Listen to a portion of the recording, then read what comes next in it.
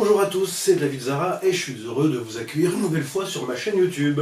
Alors c'est une chaîne qui a pour but de vous mettre un coup de pied au cul pour vous réveiller. Ça va traiter de la perversion narcissique. J'ai fait une définition, j'ai fait une explication de la définition et je reviens aujourd'hui faire une deuxième, l'explication suite et fin, une deuxième partie de l'explication puisque je me suis aperçu que tout n'avait pas été dit. J'étais arrêté à quelque chose comme la question 5, je crois, donc je vais continuer à vous secouer. Pour les nanas, ça peut être un mec, hein, la perversion, c'est homme ou femme, mais pour moi je prends toujours cet exemple-là. Pour les nanas qui ont besoin de se faire réveiller et qui ne savent pas trop où ils en sont, je vais vous remuer les filles. Alors la question 5, c'est bien gentil de jouer au prince charmant au début pour approcher sa proie et ensuite glisser lentement dans la démolition, mais ça colle pas. Parce qu'après 15 ans de couple, on est encore allé en vacances sous les cocotiers et c'était super. Alors je vous explique comment ça marche, parce que je vous explique que la démolition, elle est de plus en plus avec le temps. Et quelqu'un qui ne veut pas ouvrir les yeux, il va chercher à se rassurer en inventant le petit resto de la semaine dernière ou les vacances. Du coup, ça fait du bien d'y croire. C'est pas comme ça que ça marche. Moi, je sens, c'est une question d'équilibre. L'équilibre, on va le symboliser par la corde. Le mec, il tire à mort sur la corde. C'est-à-dire que je te rabaisse, je te fais douter de toi, je te dis que ce que tu fais c'est pas bien, avec le sourire, hein, pour pas que tu t'en doutes trop que je suis un malade. Avec le sourire ça passe tellement bien pour te manipuler. Je te reprends, je te corrige jusqu'à te faire baisser l'estime de toi, et pour que tu puisses plus te regarder en face et que tu as l'air d'être une grosse merde. Mais quand tu commences à t'en apercevoir, et que la corde est tendue à mort prête à péter, bah je donne du mou dans la corde, c'est normal. Le but c'est de te démolir, mais pour que je puisse te démolir, il faut pas que tu partes. Alors le mou dans la corde, c'est symbolisé par un petit voyage, une bague, un resto, une promesse, hein, pourquoi pas, si tu y crois. Alors le pervers il est vachement malin parce que le gars, en fait, il vous fournit de quoi culpabiliser. Il fait, non mais toi, tu viens de prendre une branlée là pendant 2 jours, mais il se passe des trucs au boulot, je suis super tendu, toi tu peux pas comprendre, tu y es pas, mais tu verrais ce que je suis en train de ramasser, c'est très dur pour moi quoi. Alors la proie se dit, c'est vrai que je suis pas là-bas, ça a l'air d'être vraiment dur pour lui, il faut peut-être que je sois un petit peu compréhensif, quoi. En fait, il se passe rien hein, au boulot, hein. C'est de la manipulation. Hein. L'autre, il invente n'importe quoi, du moment où vous congez, il rigole. Hein. De toute façon, on dit toujours, les promesses, c'est juste valable pour ceux qui y croient. Hein. La rigolade, quoi. Alors, voilà, c'est ça, hein, c'est la seule façon dont il peut fonctionner. Tirer sur la corde, l'attendre à mort, relâcher du mou pour pouvoir la retirer, et ainsi de suite, et jusqu'à la fin de ses jours. Alors j'ai noté la question 6, ça va s'appeler équilibre rompu. Ça explique justement ça en découle. Parce qu'une personne me dit un jour, ça colle pas ce que tu dis. Parce qu'en fait, si le pervers narcissique il fait tout pour que sa proie reste en donnant du mou pour pouvoir recommencer, j'ai remarqué aussi qu'un jour tu m'as dit, il peut aussi pousser sa victime au suicide. Ouais, mais donc là, il la perd, là. Donc s'il la perd, ça colle pas avec ce que tu m'as dit qu'il ferait tout pour qu'elle reste. Donc là, tu es contradictoire, là. Alors, je vous explique comment ça marche. Je tire sur la corde. Ma toute-puissance existe dans la douleur de tes yeux. Puis, je donne du mou. Je recommence ainsi de suite jusqu'à la fin de ma vie, parce que c'est le seul fonctionnement que je connais. Maintenant, la proie réalise que d'être mal en couple, la moitié du temps, pourquoi pas même 70-80%, ça n'est pas normal, et elle se rebelle. Ou elle est fatiguée de se battre et ne réagit plus aux attaques de rabaissement. Le pervers perdu, qui ne sait pas fonctionner autrement, qui ne peut pas évoluer, aura 3 choix. 1. Quitter sa proie, bien sûr sans explication, et pour cause, pour en retrouver une qui accepte son jeu de démolition. 2.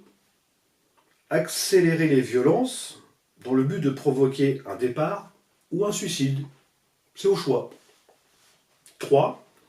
L'assassinat pour ne pas perdre la face, puisqu'une femme meurt tous les 3 jours sous les coups de son mari.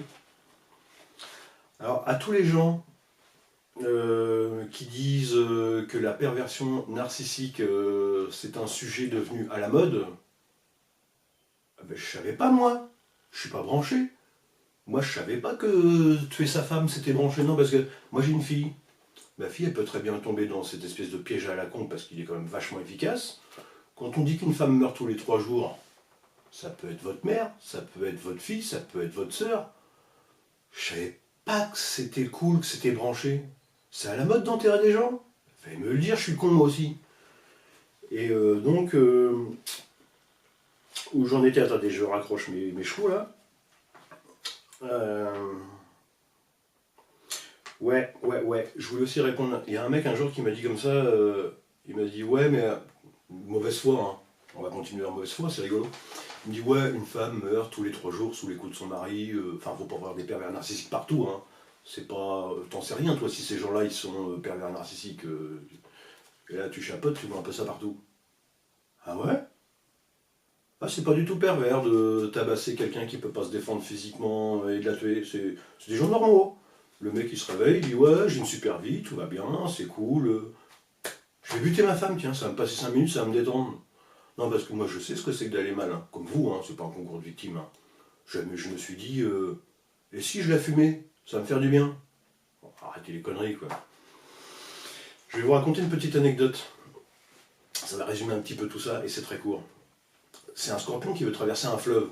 Alors, le scorpion, il appelle le crocodile, et puis il fait, hé crocodile, viens voir, je voudrais traverser. Tu peux me monter sur ton dos et m'emmener de l'autre côté? Le crocodile, il fait, non mais t'es un scorpion. Si tu me piques, tu vas me tuer, quoi. Et le scorpion il dit mais réfléchis, si je te pique, on coule tous les deux, je suis pas bête, je vais pas me suicider quand même. Je vais pas mourir. Et le crocodile il fait ah mais ça se tient tout à fait ce que tu dis. Alors vas-y monte, je prends pas de risque en fait. Et au milieu du fleuve, le scorpion pique le crocodile, et le crocodile pendant qu'il est en train de couler, dans un dernier souffle de vie, lui dit mais pourquoi tu fais ça? Tu vas mourir aussi.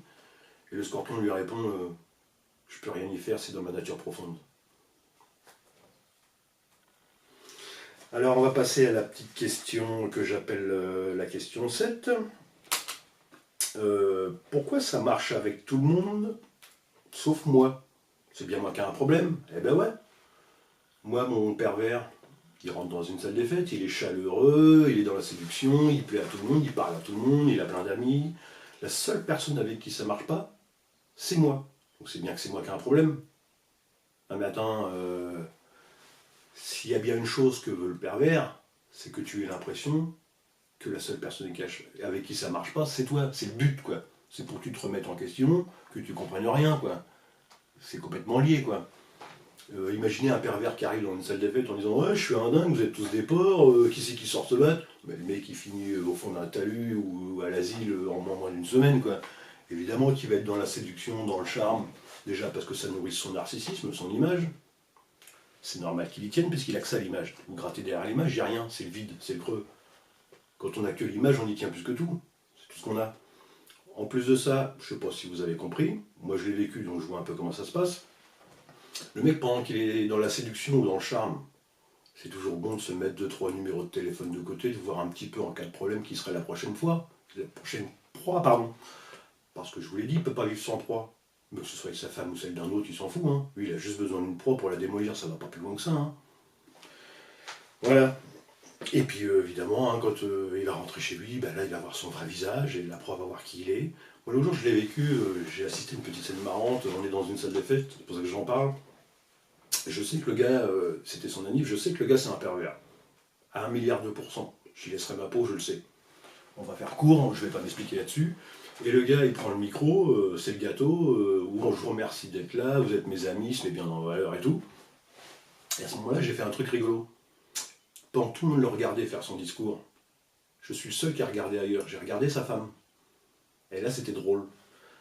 Parce que je suis le seul qui l'a regardée et elle était comme une pomme devant. Et elle n'avait pas du tout le visage de ouais, c'est mon mec, il est super. L'autre, il était en train de lui dire on va refaire des vacances ensemble, notre vie, elle est super. L'autre, il était en train de mettre bien en avant son couple et tout, il était en train de briller. Et sa femme, normalement, elle aurait dû sourire. Elle aurait dû être aux anges. Et bien, en fait, pas du tout. La fille, elle était interloquée. Je la voyais et la fille, elle était comme ça. Elle avait le visage d'une grondesse qui disait mais comment il peut avoir le culot de faire ce qu'il est en train de faire devant tout le monde? Alors je me suis fait démolir hier soir, et quand ils vont être tous partis, que je vais rentrer à la maison, je vais en reprendre une. Comment il arrive à faire ça? Elle avait ce visage-là, quoi. Fun, hein?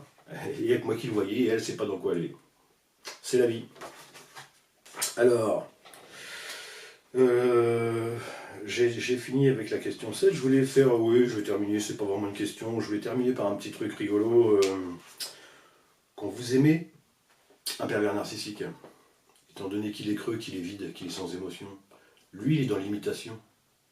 La personne que vous aimez, parce que j'en ai lu des forums où les filles disent j'arrive pas à le quitter, on a vécu des bons moments, il est super, j'arrive pas à partir. Mais c'est pas de l'amour, hein.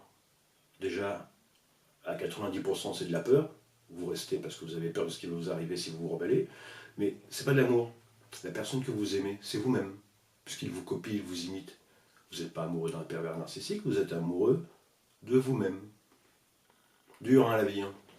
Allez, prenez soin de vous et respectez-vous, parce que personne ne le fera à votre place.